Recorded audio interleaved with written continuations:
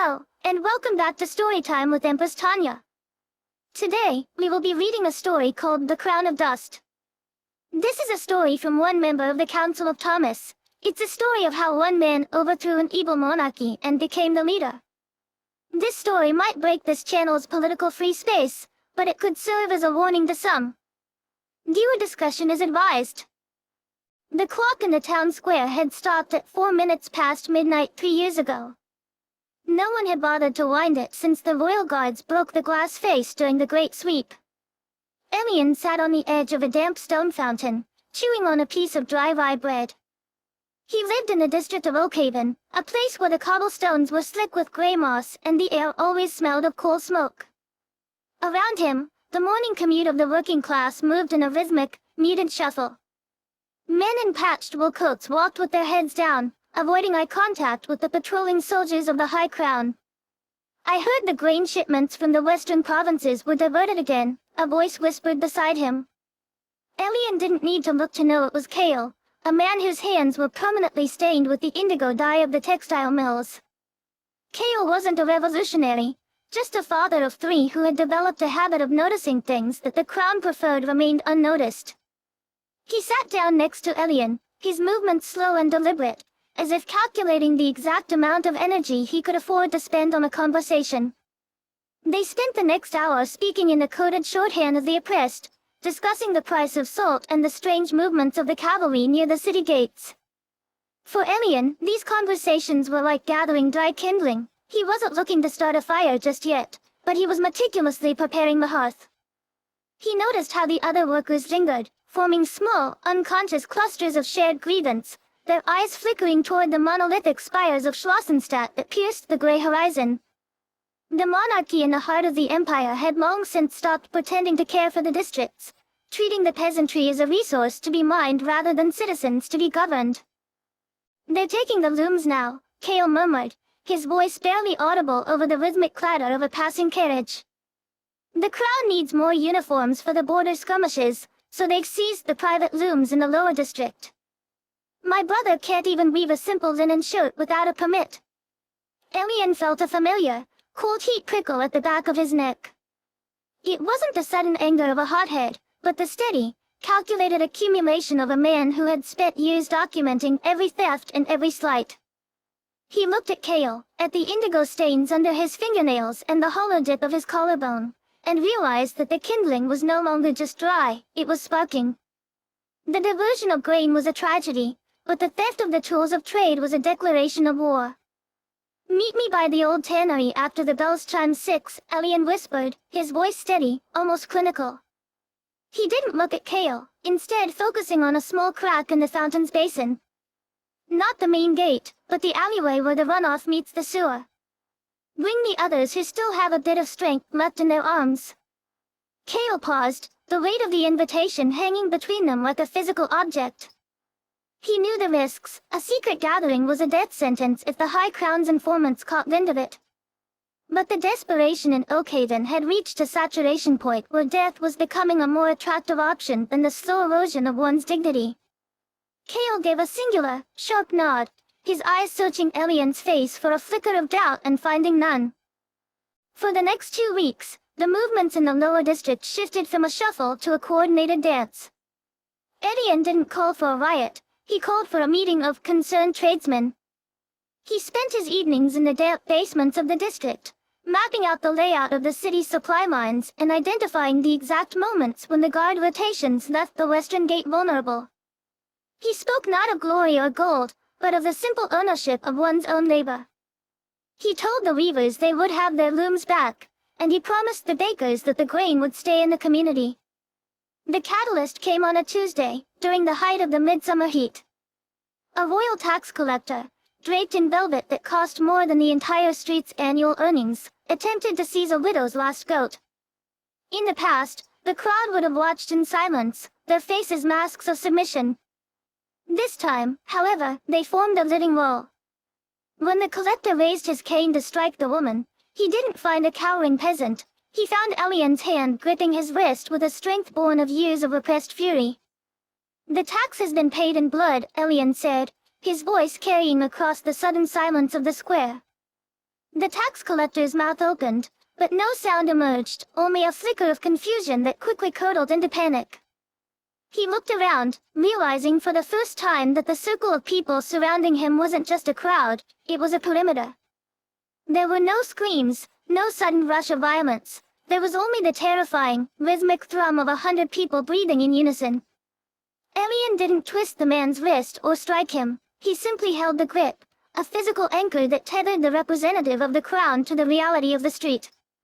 "Let him go, Elian," Kale whispered from the edge of the circle, though his eyes were bright with a frantic, hopeful energy. Elian didn't let go. Instead, he stepped closer, his voice dropping to a low, resonant frequency that seemed to vibrate through the cobblestones. "Go back to the spires," he commanded, "and tell the High Crown that the looms are silent, the granaries are empty, and the patience of Oakhaven has finally run dry." He released the wrist with a sharp flick, sending the collector stumbling backward into the dirt. The man didn't attempt to reclaim the goat. He turned and bolted toward the city gates, his velvet cloak snagging on a jagged piece of masonry. The silence that followed was brief, shattered by a single, guttural cheer from the back of the crowd that ignited a wildfire of noise. For the first time in generations, the people of the lower district didn't look at the ground, they looked at each other. That evening, the meeting at the old tannery didn't consist of a dozen hesitant men, but of 300 laborers, their faces illuminated by the orange glow of handheld torches. They didn't come for a speech, they came for a plan.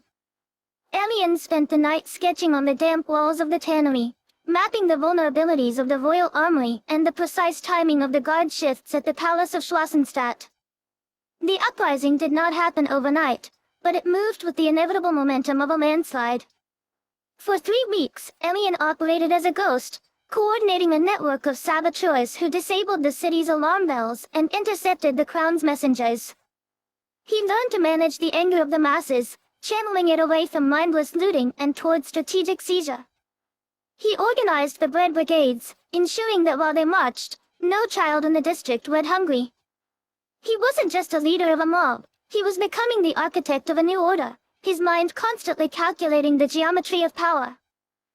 The first breach of the palace gates didn't happen with a roar, but with the rhythmic, metallic snap of 100 synchronized locks. Elian had spent years studying the architecture of Schloessenstadt, noting that the grandeur of the monarchy was built upon a foundation of decadent negligence. The guards, paid in devalued currency and fed on the same meager rations as the peasants, didn't fight with the ferocity of royalists, they fought with the confusion of men who realized their masters had forgotten their names. By the time the sun hit the gold-leaf domes of the inner sanctum, the royal guards had simply stepped aside, their halberds clattering onto the marble floors in a collective gesture of surrender.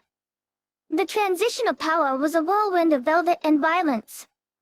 The High Crown was deposed in a flurry of shouting and torn banners, the royal family fleeing through the servant tunnels with nothing but the jewelry they could carry in their pockets. For a few breathless weeks, the city breathed a collective sigh of relief. Elian was hailed as the deliverer, the man who had broken the chains of the lower district without sacrificing the city to fire. He sat in the Great Hall, once the throne room of a dynasty, not as a king, but as the chairman of the Provisional Council. He wore his old wool coat, a calculated reminder to the people that he was one of them, even as he began to move the heavy mahogany desk of the monarch into his office. Kale remained by his side, acting as the bridge between the new administration and the laborers of Oakhaven. "We must ensure the grain is distributed equally," Kale reminded him during a late-night session in the archives, his voice still warm with the trust of a comrade. The people didn't rise for a change in leadership, Elian, they rose for bread and dignity. Elian nodded, smiling the smile of a friend, but his eyes were fixed on the map of the empire spread across the table. He had begun to notice that the equality Kale spoke of was chaotic. The bread brigades were arguing over quotas, the weavers were fighting over who owned the looms. The unity of the uprising was fracturing into 1,000 petty grievances. To preserve the revolution, Elian reasoned, the revolution needed a spine. He started small, introducing security decrees to prevent the looting of royal warehouses, which required the creation of a centralized registry of all citizens. He told himself it was for the efficiency of distribution, but he found a strange, humming satisfaction in the way the registry allowed him to see exactly who was moving where in the city. He began to spend less time in the streets of Oakhaven and more time behind the heavy oak doors of the palace, where the silence allowed him to think, and the guards, now paid from a centralized treasury he controlled, stood at attention. By the first anniversary of the breach, the wool coat had been replaced by a tailored coat of charcoal gray, structured and severe. Elian no longer called himself a citizen, he was the protector of the state. When Kale came to him one afternoon to complain about the new checkpoints being installed in the lower district, Elian didn't look up from his ledgers. He simply pointed to the door, his voice devoid of the warmth that had once rallied 1,000 men. The security of the state is the security of the people, Kale. If you cannot see that, you are no longer useful to the cause. The silence that followed was not the peaceful quiet of a settled city, but the heavy, expectant hush of a room where everyone is holding their breath. Kale did not move immediately. He stood there for a long moment, his indigo-stained fingers twitching against the fabric of his trousers, looking at the man who had once been his comrade. He saw the way Elian's posture had shifted. The slight slouch of the hungry laborer had been replaced by a rigid, architectural precision. Elian didn't look like a man who had climbed out of the mud. He looked like a man who had decided the mud was where everyone else belonged. "The people are talking, Elian," Kale said, his voice barely a whisper. "They say the checkpoints aren't for security.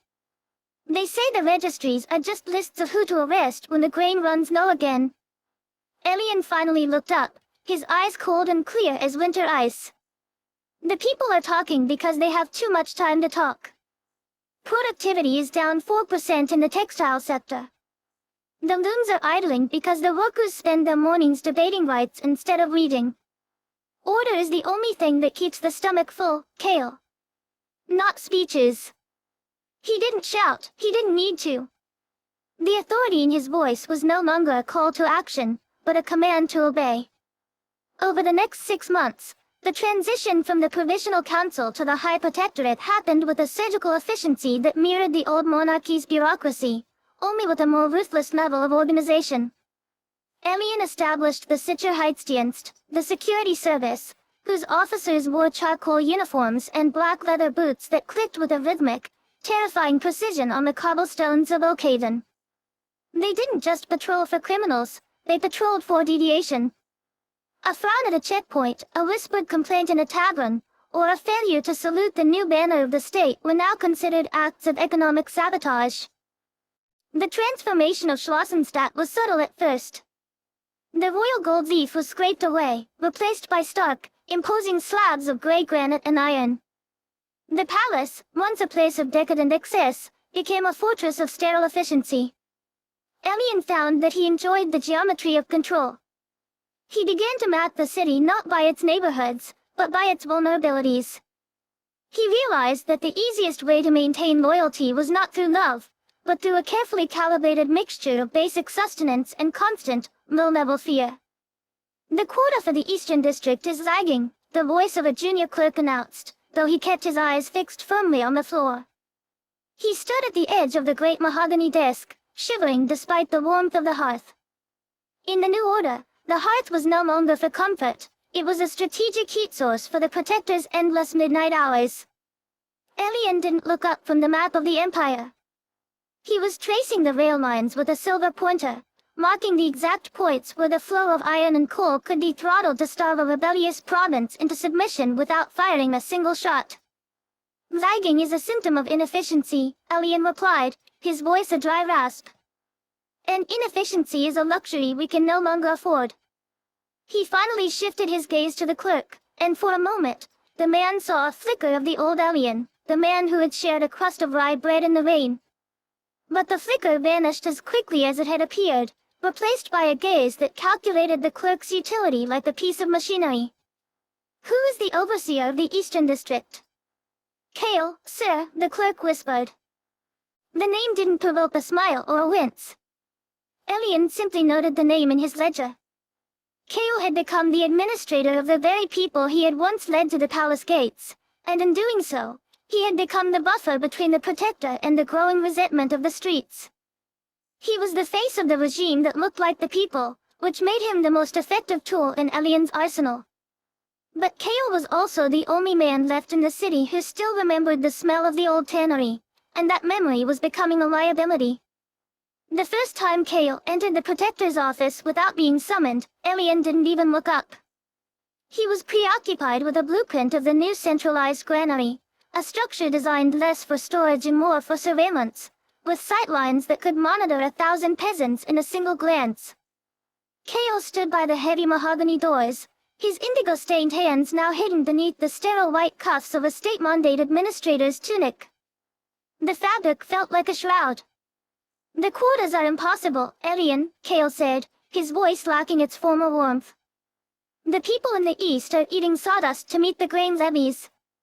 They aren't fighting the state because of ideology, they are fighting because their children are skeletal. If we don't lower the levy by 10%, there won't be a district left to govern." Alien finally looked up.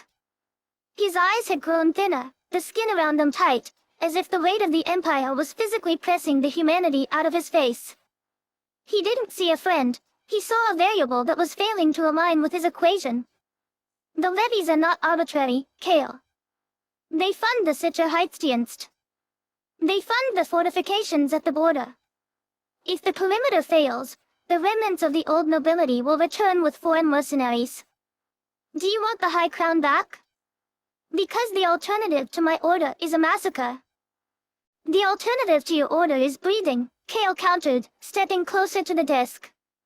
"You've become the very ghost you fought to exorcise. You talk about the security of the state as if the state is something other than the people. Look at the streets, Alien. The silence isn't respect. It's terror." Alien's expression didn't flicker. He slowly reached for the silver pointer and tapped a specific coordinate on the map, the Eastern District. Terror is a predictable metric. Hunger is a motivator. If they are hungry, they will work harder to ensure the next harvest is plentiful. It is a simple cycle of incentive. You, of all people, should appreciate the geometry of it. Kale didn't move. He stared at the map, at the silver pointer resting on the district where he had once shared clandestine meals of rye and salt with the very people now starving under Alien's geometry. The silence in the room grew heavy, punctuated only by the rhythmic, distant clicking of boots in the hallway, the Sicherheitsdienst on their hourly rotation, a heartbeat of iron and leather. "You aren't calculating a cycle of incentive, Alien," Kale said softly, his voice devoid of hope. "You're calculating a breaking point." Without a word of dismissal, Alien returned to his blueprints. The dismissal was complete. Kale was no longer a confidant, merely a functionary whose utility was beginning to wane. As Kale turned to leave, the heavy mahogany doors groaned shut behind him, sealing the Protector in a sanctuary of sterile silence and absolute power. For the next 3 months, the efficiency of the High Protectorate reached a fever pitch. Alien implemented the Gesamtplanung, the total plan, which reorganized every aspect of the empire's economy into a singular, crushing machine. Every citizen was assigned a numeric designation, and every movement was logged in the centralized registries. The state no longer asked for loyalty, it demanded synchronization. The streets of Schlossenstadt became a study in gray uniforms, gray stone, and gray faces that looked straight ahead, avoiding the gaze of the black-coated officers who stood on every corner like gargoyles of the new order. In the Eastern District, Kale watched the breaking point arrive. It started not with a riot, but with a stillness. The workers simply stopped. They didn't shout, and they didn't throw stones. They sat down in the middle of the dirt roads, thousands of them, forming a human blockade that stretched from the granaries to the city gates. They didn't demand a return to the old monarchy, nor did they ask for a new leader. They simply sat in a silence so profound it seemed to swallow the sound of the wind. Alien watched the reports arrive through the pneumatic tubes of his office at small, silver canisters that hissed like vipers. Each slip of paper inside confirmed the same data: 0 output from the eastern mills, 0 shipments of grain, and a complete cessation of movement in the streets. He didn't feel alarm, he felt a clinical curiosity. He imagined the thousands of them sitting in the dirt, a stagnant lake of human desperation. To Alien, this was not a protest, but a glitch in the machinery he had spent years perfecting. The Sicherheitsdienst suggests a tactical dispersion, the junior clerk whispered, his voice trembling. They believe a show of force, arrests of the ringleaders, would break the inertia. Elian leaned back in his chair, the leather creaking under his weight. He looked at the map of the empire, the silver pointer still resting on the eastern district. He knew Kale was at the center of that stillness. Kale, the man who had taught him how to read the hunger of a crowd, was now using that knowledge to paralyze the state. It was a poetic symmetry, but poetry did not fill the state's armories. Force is too blunt an instrument, Elian murmured, his eyes narrowing. If we break the blockade with violence, we create martyrs. If we ignore it, we acknowledge weakness. We will not disperse them. We will isolate them. He spent the next 3 days orchestrating a surgical blockade. He ordered the Sicherheitsdienst to seal off the eastern district entirely, no food, no water, no communication. He would turn the silent protest into a silent grave. He imagined the moment the hunger would shift from a political tool to a biological necessity, and the moment the people would turn not toward the palace, but toward Kale, blaming him for the starvation they had chosen. The collapse did not begin with a shout, but with a shortage of ink.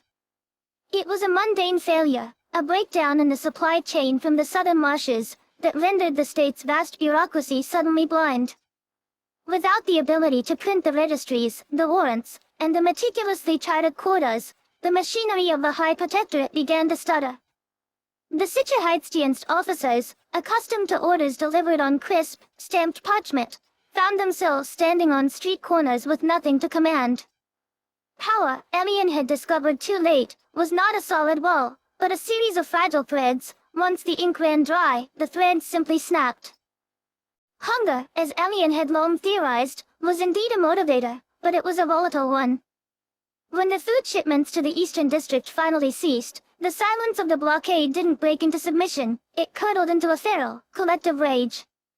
The people stopped waiting for a miracle from the palace and started looking at the guards. The guards, who were also sons of Oakhaven and cousins to the weavers, looked at their empty stomachs and then at the silver pointer in Elian's hand, miles away in the palace. The line between the protector and the protected vanished in a single, violent afternoon when a lone stone was thrown, and the grey wall of the Sicherheitsdienst simply stepped aside. The march toward the palace was not a revolution of ideology, but a migration of the desperate. They moved like a slow, heavy tide, swallowing the charcoal-grey streets of Schwarzenstadt. Elian watched from his balcony, his silver pointer tracing the movement of the crowd on his map, but the map was no longer accurate. The geometry of control had been overwritten by the chaos of the starving. He felt a strange, detached sense of admiration for the efficiency of the collapse. It was the only thing in his regime that had functioned with absolute precision. When the doors of the Great Hall finally groaned open, it wasn't a triumphant army that entered, but a ragged collection of ghosts. Kale was among them, though he no longer wore the tunic of an administrator. His face was gaunt, his eyes hollowed by the famine he had tried to warn Elian about, and his hands were once again stained with the indigo of the mills, not as a mark of trade, but as a symbol of the dirt they had crawled through to get here. He didn't carry a weapon, he carried nothing but the heavy, suffocating silence of the people. Elian did not flee. He sat behind the mahogany desk, the charcoal coat fitting him like a suit of armor that had grown too heavy to wear. He looked at Kale and waited for the plea for mercy, or perhaps the demand for a trial. Instead, Kale simply walked to the desk and picked up the silver pointer. He didn't look at Elian, he looked at the map of the empire, now torn and stained with spilled ink. With a slow, deliberate motion, Kale snapped the pointer in half. The sound echoed through the hall like a gunshot, signaling the end of the geometry. The people didn't cheer, they simply began to tear down the grey curtains, letting the cold, indifferent light of a new morning flood the room. The end came not with a grand execution, but with a terrifyingly mundane erasure. The state did not fall to a coup, it dissolved because the people simply stopped believing in the ink. The registries were burned to cook porridge, and the Sicherheitsdienst vanished into the crowds they had once policed, their black boots discarded in the gutters. Elian found himself standing in a city that no longer recognized his voice.